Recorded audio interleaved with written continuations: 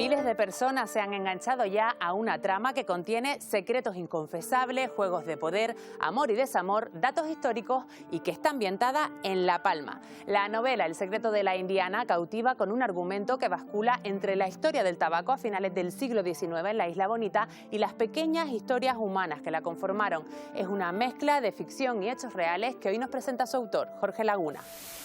Miguel y Alejandro son gemelos. Acaban de heredar la fábrica de tabacos La Indiana tras la repentina y misteriosa muerte de su padre. Ambos quieren continuar con el negocio, pero descubren que su progenitor estaba en la ruina. Cuando ya están pensando en vender la fábrica, aparece en sus vidas Eliana, una joven que acaba de instalarse en La Palma procedente de Cuba. Esta mujer muestra su interés por el negocio y está dispuesta a invertir para ayudarlos. Pero Eliana oculta un secreto que puede poner en peligro la vida de todos los habitantes de la isla. Jorge Laguna, bienvenido a Canarias Escultura. Muchas gracias, un placer. Eres el autor de este libro, del secreto de la Indiana, una novela que nos introduce en La Palma en 1876. Exactamente en esa fecha. ¿Por qué elegiste ese año y este lugar? Bueno, sobre todo porque a finales del 19, en la isla de La Palma, se produce lo que es la edad de oro del tabaco palmero. Muchos emigrantes palmeros y del resto de Canarias emigraron a Cuba y en los años 60 muchos de ellos regresan con los conocimientos que han aprendido de cultivar también en el azúcar, pero sobre todo en las plantaciones de tabaco, y empiezan a crear sus propias tabacaleras en la isla y empiezan a cultivar lo que sería el famoso puro palmero, por así decirlo. No es un caso aislado que una indiana venga de fuera con dinero a hacer su vida en una ciudad portuaria como lo era Santa Cruz de la Palma en aquel momento. Era bastante, lo que quizás fuera menos habitual es que fuera mujer, pero sí es cierto que muchas mujeres, tanto palmeras como cubanas, cuando sus maridos fallecían, tenían que tomar las riendas del negocio o perdían su estatus completamente. En la política quizá sea una etapa bastante trepidante, porque no pasó nada, pero pasó de todo para que nada pasara, ¿vale? Para mantener ese estatus. Lo que pasa con la restauración es que los oligarcas de Canarias, de España y en particular de La Palma, asientan su poder a través de la política. Velan por sus intereses a través del nuevo sistema, con elecciones que no son tales porque son elecciones amañadas, con un sistema de partidos en el que se van intercambiando el poder, poniéndose de acuerdo unos con otros. ¿Y cómo conseguían eso? A través de la manipulación de las papeletas electorales, lo que se dice siempre, que votaban hasta los muertos, la gente votaba 2 y 3 veces, todo para mantenerse en el poder. En ese sentido, la protagonista del libro sería una burguesa, ¿vale? Igual que los hermanos, que son los que heredan esa fábrica de tabaco, serían burgueses que tenían que velar por esos intereses económicos también a través de la política. 20 años atrás, la apertura de los puertos francos había cambiado por completo la manera en la que Canarias se relacionaba con el mundo a través del comercio. Unas nuevas vías comerciales hacia África, hacia Europa, hacia América, y sobre todo sin pagar impuestos a la hora de poder tanto traer como llevar esos productos, y eso también trajo muchísimas empresas extranjeras que se asentaron en Canarias, de las que hoy seguimos teniendo huella. ¿Qué pasa? Que el producto local va disminuyendo, no se produce tanto. ¿Qué pasa con eso? Volvemos a la pescadilla que se muerde la cola. Si no hay una gran producción agrícola, porque los productos se consumen los que vienen de fuera, los campesinos de La Palma, en este caso, se ven obligados a vender sus tierras porque se quedan sin trabajo. ¿Y qué hacen los campesinos con ese dinero de sus terrenos? Comprarse los pasajes para irse a Cuba. Hay datos de alrededor de 1880 que cuentan que en ese año 23.000 canarios se habían marchado de Canarias hacia Cuba, hacia Puerto Rico y hacia Venezuela. El 90% de la población de aquella época era analfabeta, era pobre, eran campesinos. Esos eran los que emigraban, era traer dinero para mandarlo, y además eran bien vistos al marcharse, porque eran vistos como personas trabajadoras que se esforzaban, y eran bien vistos a la vuelta porque volvían pues con dinero para seguir aportando al lugar de donde residían. ¿Y por qué te interesó esta historia? ¿Te vincula algo con La Palma?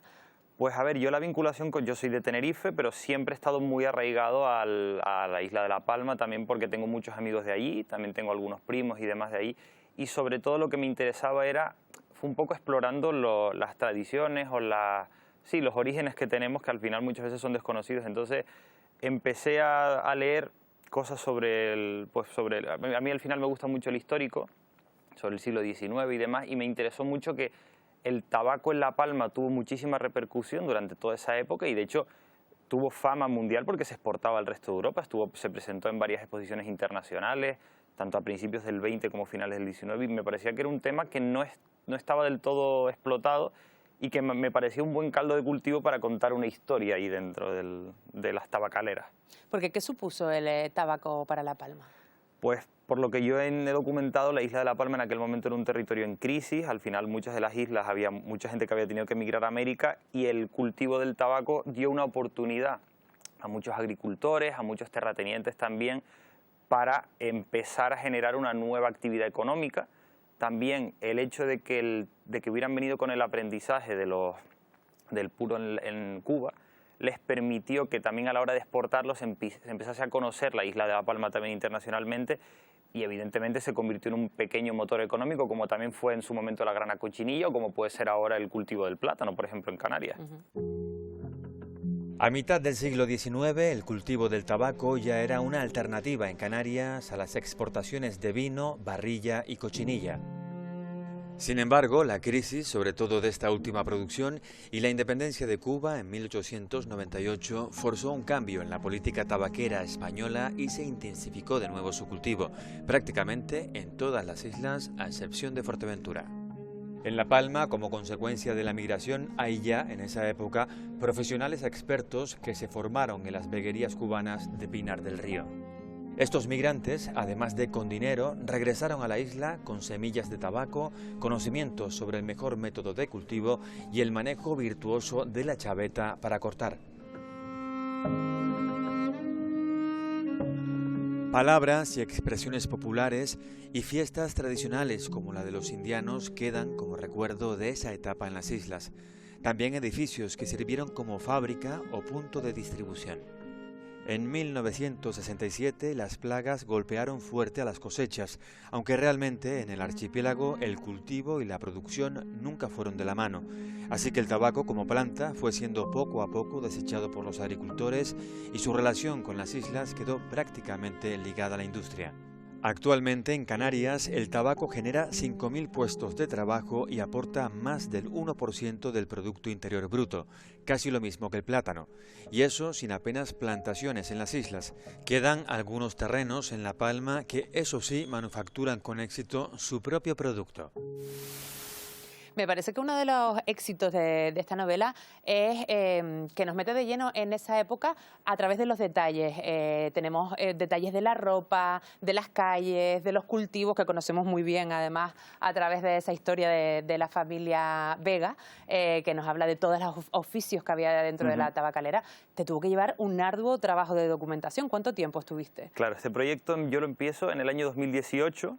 Esto formó parte de un laboratorio de guión que se llama Isla Aventura, en la isla de La Palma, en el que hicimos 3 viajes a la isla solo para documentar los proyectos. Entonces, en mi caso, pues estuve hablando con tabaqueros, estuve hablando también con historiadores del lugar, con directores de diferentes museos, para empaparme un poco de cómo era esa época, no solo en relación al tabaco, sino también pues lo que me comentabas de la ropa, de cómo era la idiosincrasia, de otras actividades económicas como podían ser las hilanderas, que eran muy famosas en el municipio del Paso, cómo era, por ejemplo, la repostería en la isla de La Palma en aquella época, la influencia de los franceses, cómo era también la prensa, porque al final La Palma era un territorio en al que llegaban muchas publicaciones periódicas, tanto magazines, prensa y demás, por su categoría de Puerto Franco.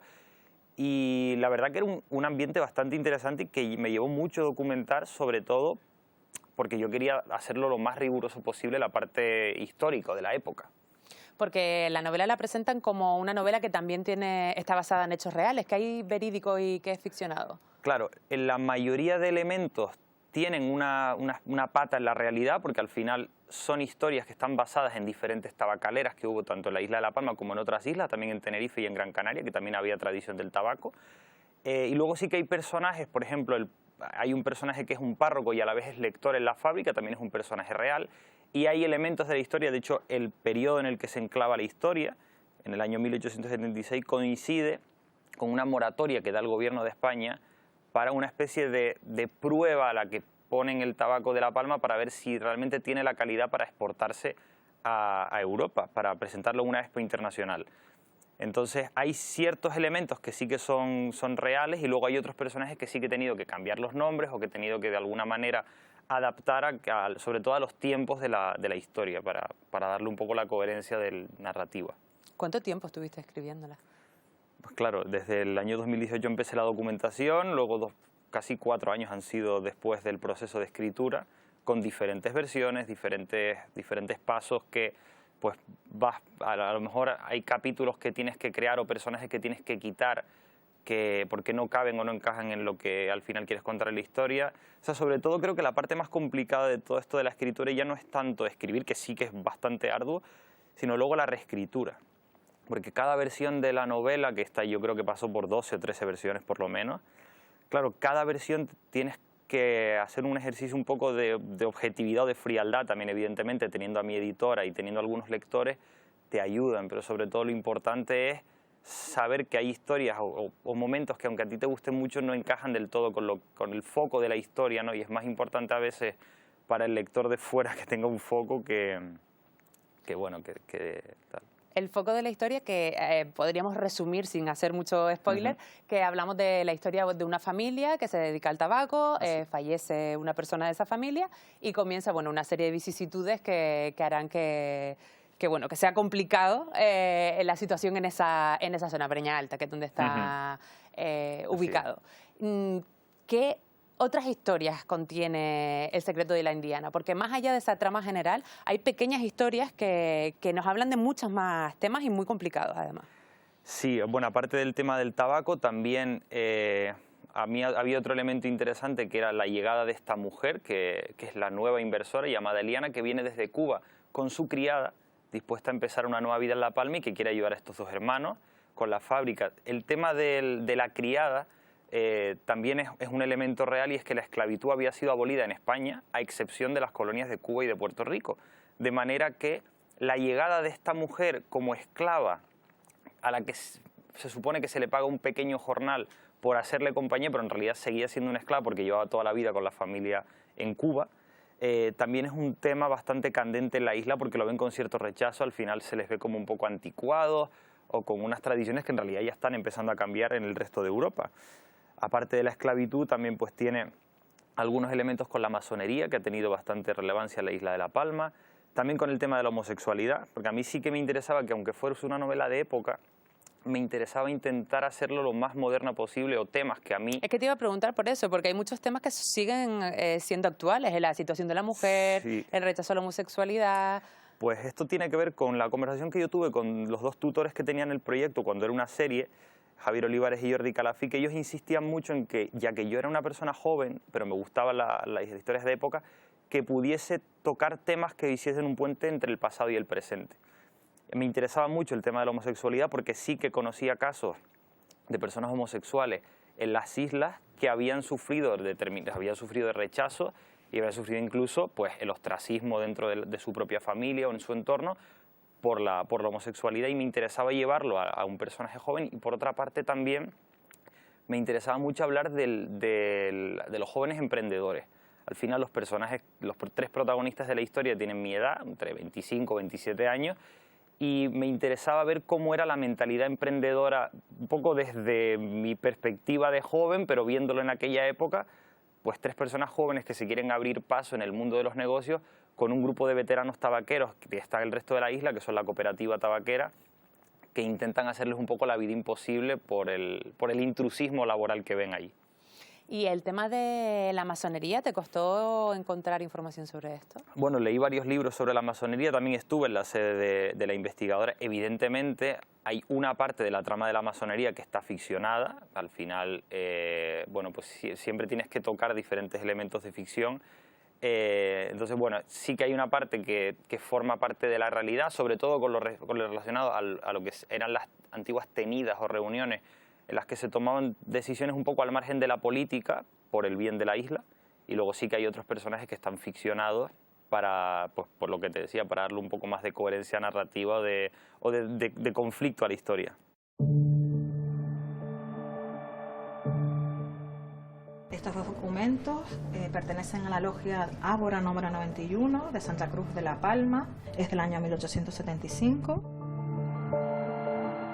La masonería no fue una organización siempre prohibida o fuera de la ley. Sí es verdad que la Iglesia Católica existieron bulas en las que prohibían su carácter secreto. En Tenerife, en 1816, es la primera logia comandadores del Teide. Luego hay un boom a partir de 1870, que se crean logias en 4 de las 7 islas Canarias, en Gran Canaria, en Lanzarote, en Tenerife y en La Palma. ¿Quiénes forman parte de estas organizaciones? Pues la flor innata de la sociedad. Profesionales, son abogados, son comerciantes, son notarios, son organizaciones de carácter humanista y fraternal. Por ejemplo, la logia de Añaza número 270 hubo una escuela con un objetivo de alfabetización de la sociedad. Interesante puntualizar la influencia de los masones en lo que es la abolición de la esclavitud, por ejemplo.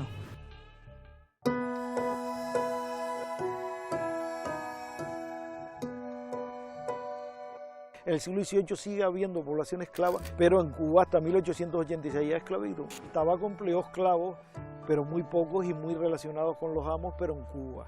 Vienen como esclavos, por supuesto, sí. Lo que pasa es que básicamente son para servicio doméstico. La zona más que se cultiva tabaco, que es la zona de Mazo, Las Breñas, era un sistema de aparceros. Desde el último tercio del siglo XVIII y el siglo XIX, la tasa de ilegitimidad, o sea, los nacidos fuera del matrimonio, crece espectacularmente, lo cual quiere decir claramente los problemas sociales que eso conlleva y el riesgo de la prostitución, porque sus maridos estaban en América. Que había muchísimas mujeres casadas que enlazaban la prostitución porque sus maridos se habían olvidado de ellas. El aborto se usaba básicamente no para las mujeres casadas, sino las casadas que tenían sus maridos en América podían caer en el tema básicamente de la deshonra. Muchas murieron en esas prácticas abortivas. También la homosexualidad era una deshonra para la familia y además un delito, lo que condenaba a las personas a vivir su realidad en secreto. Hasta que se abole la ley de peligrosidad social en el franquismo, la homosexualidad era un delito.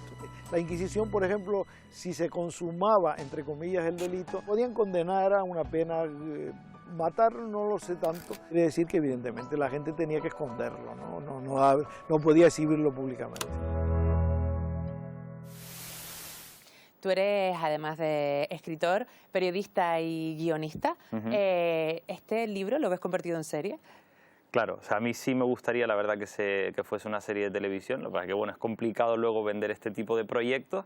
Esto surge precisamente, como te decía, como una serie de televisión, y como al final no conseguí llevarla a la venta, pues no quería quedarme con la historia en el cajón y decidí escribirla como novela. Ahora mismo da la impresión de que hay un cierto interés por historias que tienen que ver con finales del XIX, principios del XX, primera mitad del siglo XX, y parece que se nos olvida que aquí en Canarias tenemos además características muy propias y muy adecuadas para ese tipo de género, ¿no? Quiero decir, tenemos pasado colonial, pasado aborigen. ¿Tú has unido un poco todo eso en este libro, crees? Sí, a ver, la verdad que lo que más me ha sorprendido a la hora de empezar a buscar un poco la historia de Canarias es que tenemos muchísimas historias que nos son desconocidas y que a nada que empiezas un poco a rascar en los libros, descubres que hay elementos que ya no solo me parecen interesantes para nosotros como canarios, sino que yo, que ahora vivo y trabajo en Madrid, me he dado cuenta de que a la gente de allí le interesa muchísimo también todo lo que tiene que ver con la historia de Canarias, lo que me decía, desde el pasado aborigen de los guanches, pasando también por todo el tema de la colonización. Al final Canarias fue una especie de base, un punto intermedio entre lo que era Europa y América, y todo ese intercambio cultural, aparte de que estamos al lado de África también, genera muchísimas historias en diferentes épocas, además, porque podemos irnos a esa época de finales del XIX, pero también a principios del XX, en todo lo relacionado con la Primera Guerra Mundial, Guerra Civil y Segunda Guerra Mundial. También Canarias tuvo una importancia capital y es verdad que salen muchísimas historias de todo eso. El secreto de la Indiana está, por cómo nació, por temática y por estructura, muy cerca de series televisivas como Downton Abbey, La Promesa o La Señora. Pasiones humanas, secretos, intrigas familiares y una ambientación histórica muy cuidada. Elementos que han formado parte de productos de ficción en muchas ocasiones. Estaban en el corazón de series como Dallas o Falcon Crest hace 4 décadas y siguen presentes hoy.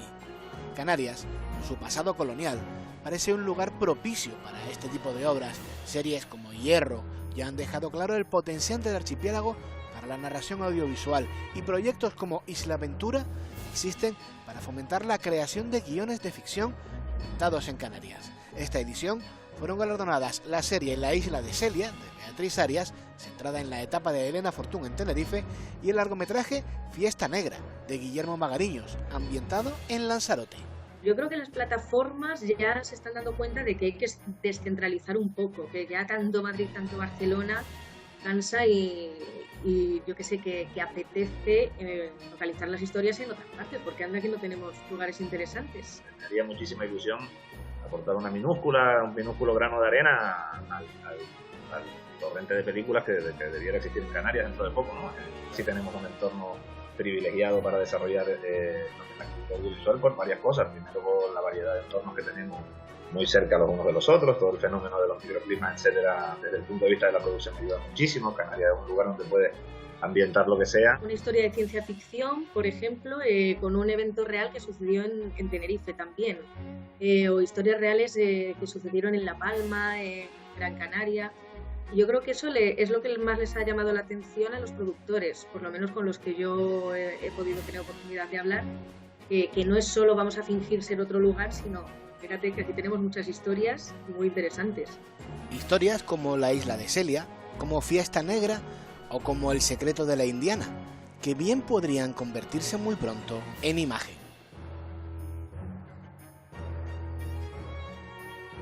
De hecho, en tu novela hablamos de La Palma, pero también tenemos escenarios en La Laguna, en África, en Cuba, por supuesto.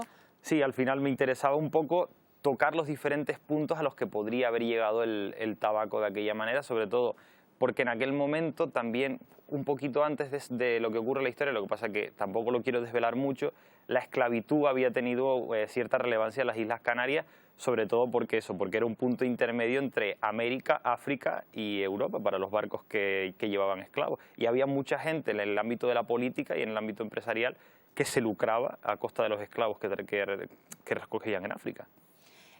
Jorge, la novela la ha publicado un sello de Penguin. ¿Cómo fue ese contacto con la editorial? ¿Te costó publicarla? Pues a ver, claro, yo el tema es que la novela empecé autopublicándola. Y la editorial la vio, mi editor, ellos tienen un equipo de personas que se dedican a buscar un poco el talento joven, como me contaron. Les gustó mucho la historia y bueno, inmediatamente ya cerramos un acuerdo para hacer una nueva versión de la novela con ellos, porque es verdad que la primera versión que yo tenía de la novela se parecía muchísimo más al lenguaje que yo conozco, que al final es el del guión. Entonces parecía mucho más una serie, una película, sin desmerecer el formato, pero es verdad que son formatos diferentes. Yo estoy más acostumbrado a pensar en imágenes que a pensar en un lenguaje literario, y es verdad que ahí sí que la editora me ayudó muchísimo a construir más la ambientación, las descripciones, y también sobre todo que cuando tú ves una película, una serie, estás viendo en acciones lo que hacen los personajes. Y aquí muchas veces lo que importa no es tanto la acción como lo que están pensando.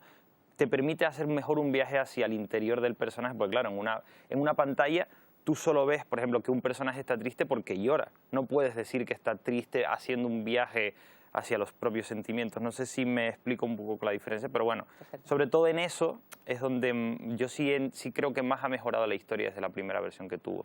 Y ahora que te has animado a escribir una novela y larga además, sí. ¿te seguirás? ¿Habrá otras novelas de Jorge Laguna? Hombre, me encantaría, la verdad. A mí al final lo que más me gusta es contar historias y al final la literatura a mí siempre me ha encantado leer y escribir. Pues la verdad que es un proceso que aunque ha sido muy largo, yo lo he disfrutado muchísimo. Entonces la verdad que sí que me encantaría poder seguir escribiendo novelas. Tengo también algunas ideas de cara al futuro y espero poderlas llevar a cabo. Pues Jorge, gracias por acompañarnos hoy y muchos éxitos. Muchas gracias.